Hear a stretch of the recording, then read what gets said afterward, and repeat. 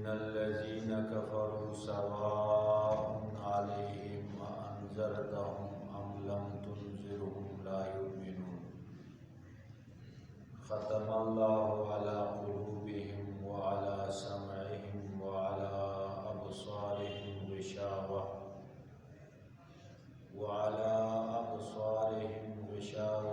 ولهم عذاب عظيم۔ سامعین محترم، سورہ بقرہ کا درس چل رہا تھا۔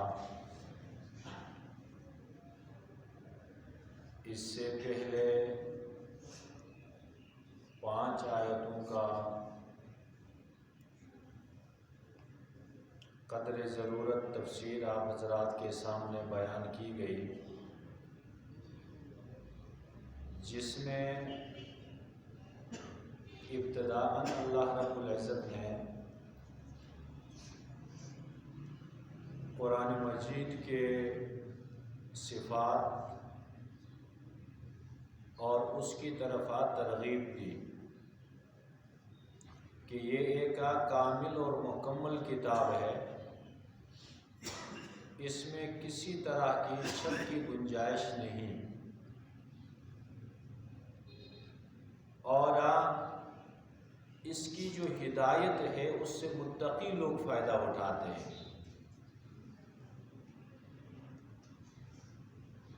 اس کے بعد لوگوں کی ہدایت کے اعتبار سے 2 قسموں کا ذکر ہوا تھا۔ ایک وہ لوگ ہیں جنہوں نے اس قرآن کو اپنا رہنما تسلیم کیا، قرآن کے اس پیغام کو تسلیم کیا، جن کو مومنین متقین کہا جاتا ہے۔ اللہ رب العزت نے مومنین متقین کی 3 صفات بیان کی۔ سب سے پہلی صفت، وہ لوگ ایمان بالغیب رکھتے ہیں، اور دوسرا وہ نماز کو قائم رکھتے ہیں، نماز کی پابندی کرتے ہیں، اور تیسرا وہ اللہ کے راستے میں خرچ کرنے والے ہیں۔ ایمان بالغیب میں سے 2 چیزوں کا ذکر پچھلے درس میں ہوا تھا۔ ایک یہ تھا کہ یہ لوگ تصدیق کرتے ہیں اس کتاب کا جو آپ پہ اتاری گئی، اور ان کتابوں کی بھی تصدیق کرتے ہیں جو پچھلے انبیاء علیہ السلام پہ اتری۔ اس صفت میں مسئلہ ختم نبوت کی بھی وضاحت کی گئی کہ یہ ایک واضح دلیل ہے۔ اللہ رب العزت نے جہاں کہیں وحی کا ذکر فرمایا، جہاں کہیں انبیاء پہ ایمان کا ذکر فرمایا، قرآن مجید میں تقریباً 40 سے 50 مقام ایسے ہیں جہاں پہ وحی اور انبیاء پہ ایمان کا ذکر ہے۔ ان تمام مقامات پہ اللہ رب العزت نے آپ صلی اللہ علیہ وسلم کے ذکر کے ساتھ انبیاء سابقین کا ذکر فرمایا، من قبل کا من قبلو، یعنی تم سے جو پہلے انبیاء آئے ان پہ بھی ایمان رکھتے ہیں۔ تو اس سے یہ بات واضح ہو جاتی ہے کہ آپ صلی اللہ علیہ وسلم پہ جو وحی تھی وہ آخری وحی، آخری کتاب ہے، اور آپ صلی اللہ علیہ وسلم کے بعد کوئی نبی آنے والا نہیں۔ اگر ایسا ہوتا کہ بعد میں بھی کوئی نبی آنے والا ہوتا تو ایسے موقع پہ ذکر ہوتا کہ یہ ایمان رکھتے ہیں ان انبیاء پر جو پہلے گزرے ہیں، اور آنے والوں کا بھی ذکر ہوتا، بلکہ اس کی ضرورت بیان کرنے کی زیادہ تھی۔ انبیاء سابقین کی امتیں موجود تھی، جماعتیں موجود تھی، لیکن آنے والے کے بارے میں اشتباہ زیادہ ہوتا۔ تو ان 50 آیتوں میں اس کا ذکر نہیں ہے۔ ختم نبوت پہ قرآن کی آیات احادیث متواترہ صراحتاً موجود ہے، اگر بالفرض وہ موجود نہ بھی ہوتے یہ آیتیں اس کی دلیل کے لیے کافی ہیں۔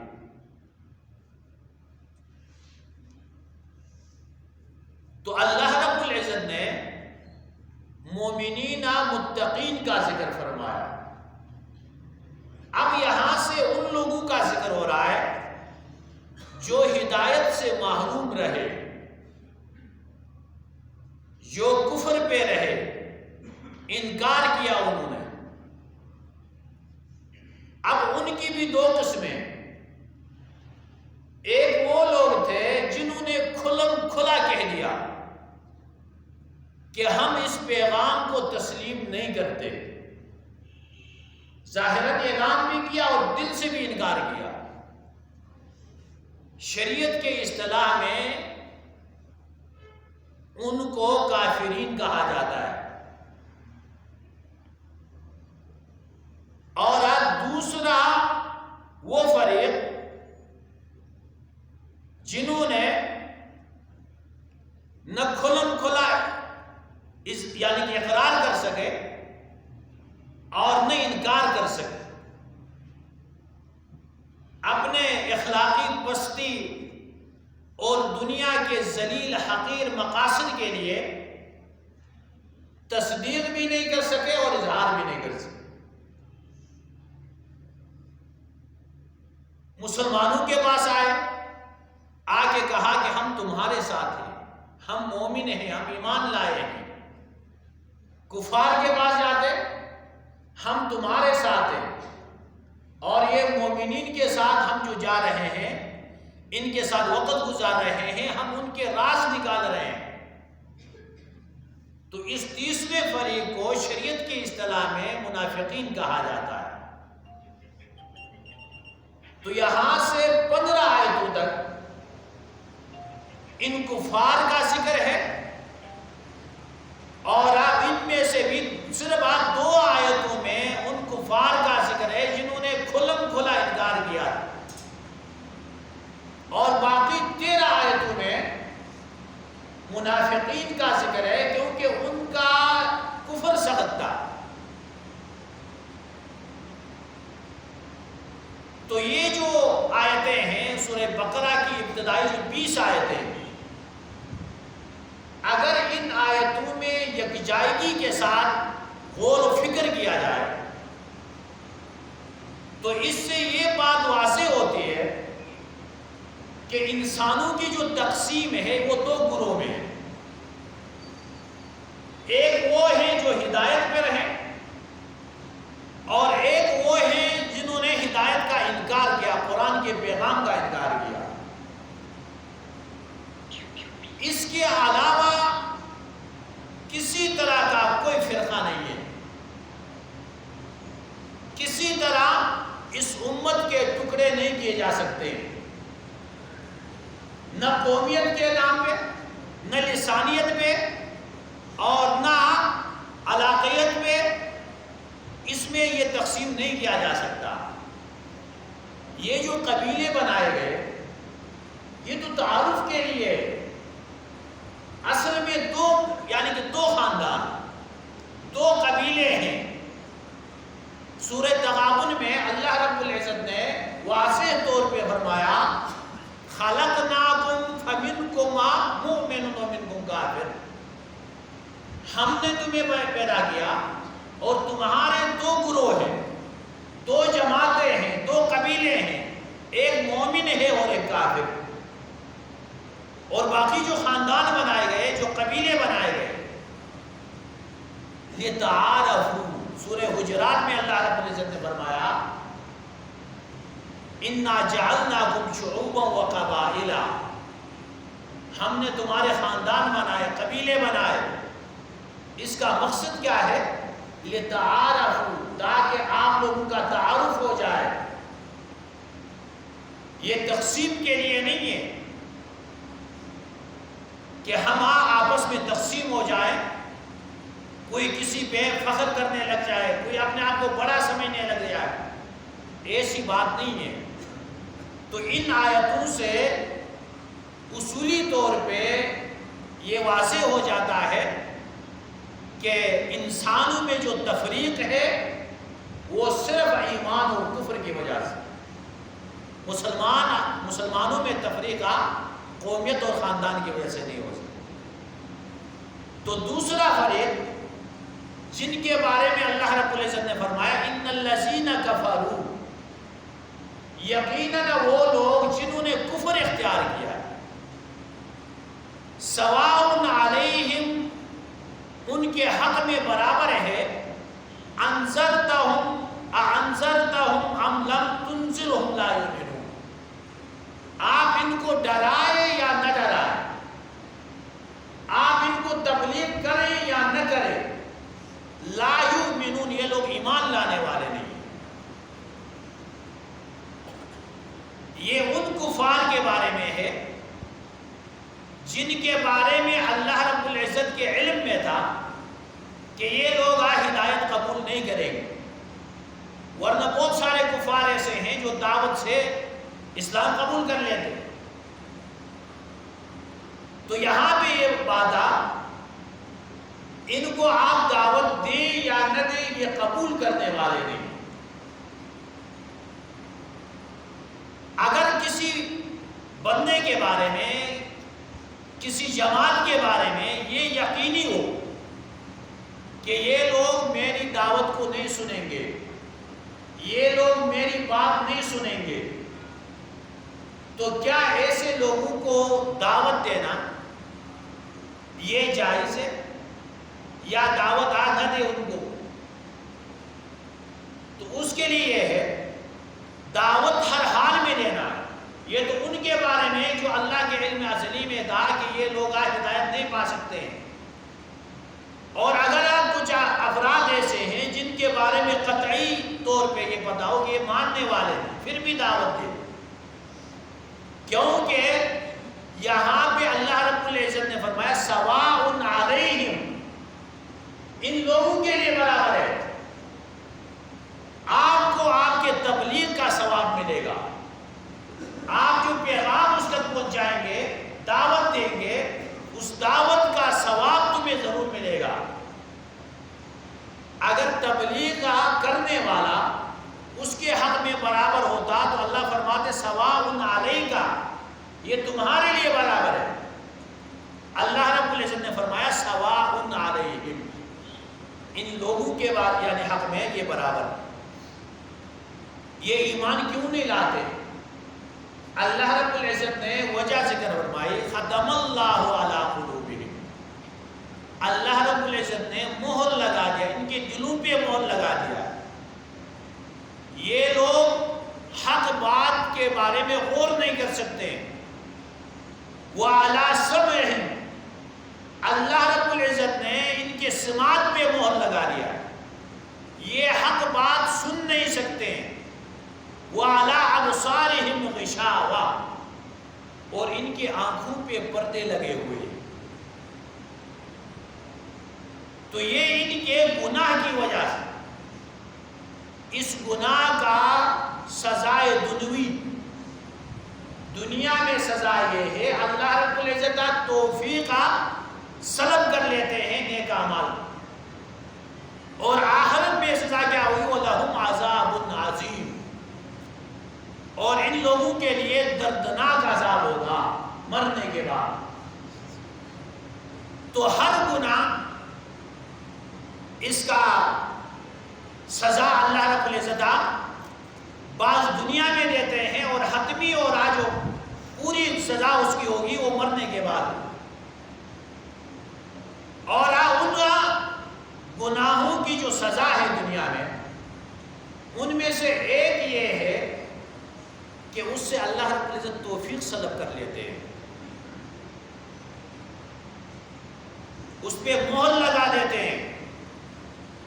اسی لیے بزرگوں نے فرمایا ان من جزاء الحسنۃ الحسنۃ بعدها وان من جزاء السیئۃ السیئۃ بعدها، نیک کام کے بدلوں میں سے ایک یہ ہے دنیا میں کہ اللہ دوسرا نیک کام اس کے لیے آسان بنا دیتے ہیں،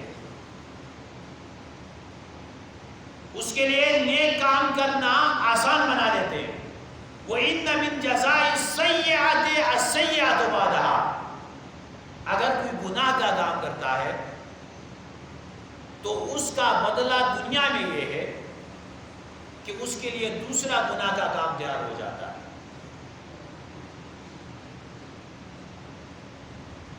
تو یہاں پہ ایک سوال پیدا ہوتا ہے، جب اللہ رب العزت نے ان پہ مہر لگا دی، ان کے دلوں پہ مہر ہے، ان کے آنکھوں کے آگے پردے ہیں، تو پھر یہ لوگ مجبور ہو گئے، یہ مجبور ہے، پھر ان کو سزا کیوں دی جاتی؟ تو اس کا جواب یہ ہے اللہ رب العزت نے ہر بندے کو استعداد دی، حق سننے کی استعداد دی، حق بولنے کی استعداد دی ہے، اور غور و فکر کا استعداد اللہ رب العزت نے دیا ہوا، لیکن ان لوگوں نے اس استعداد کو ضائع کر دیا۔ اللہ رب العزت نے ان کو سب کچھ دے دیا، لیکن انہوں نے اپنی اس استعداد کو ضائع کیا، لہذا یہ خدا اپنے اس جرم کے وجہ سے اس طرح ان پہ یہ توفیق سلب کی گئی۔ ایک روایت میں آتا ہے آپ صلی اللہ علیہ وسلم نے فرمایا کہ جب بندہ گناہ کرتا ہے تو اس کے دل میں ایک سیاہ داغ پیدا ہوتا ہے، اگر توبہ استغفار کر لے اللہ رب العزت اسے صاف کر دیتے ہیں، اگر توبہ نہیں کرتا تو دوسرا داغ پیدا ہو جاتا ہے، اور اس طرح کرتے کرتے پورا دل اس کا سیاہ ہو جاتا ہے، اور جب دل اس کا سیاہ ہو جاتا ہے پھر اس کا دماغ خراب ہو جاتا ہے، پھر اس کو جو بری چیز ہے وہ اچھی لگنے لگتی ہے، اور جو اچھی چیز ہے اسے بری لگنے لگتی ہے۔ قرآن اگر اس کے سامنے بیان کیا بوجھ محسوس کرتا ہے، مسجد میں وہ وقت نہیں لگا سکتا ہے، یہ سلب توفیق کی نشانیاں ہیں۔ اور جہاں کہیں برائی کی کوئی مجلس ہے، گانا بجانے کی مجلس ہے، وہ حشاش بشاش ہوتا ہے وہاں پہ، تو اللہ رب العزت توفیق سلب کرتے ہیں انسان کے اپنے عمل سے، بندہ اپنے اختیار سے اس حد تک پہنچ جاتا ہے کہ جس سے اس سے توفیق اللہ اٹھا دیتے ہیں، پھر نیک اعمال کرنا اس کے لیے بہت مشکل لگتا ہے، اور برے جو اعمال ہیں اس کے لیے آسان لگتے ہیں۔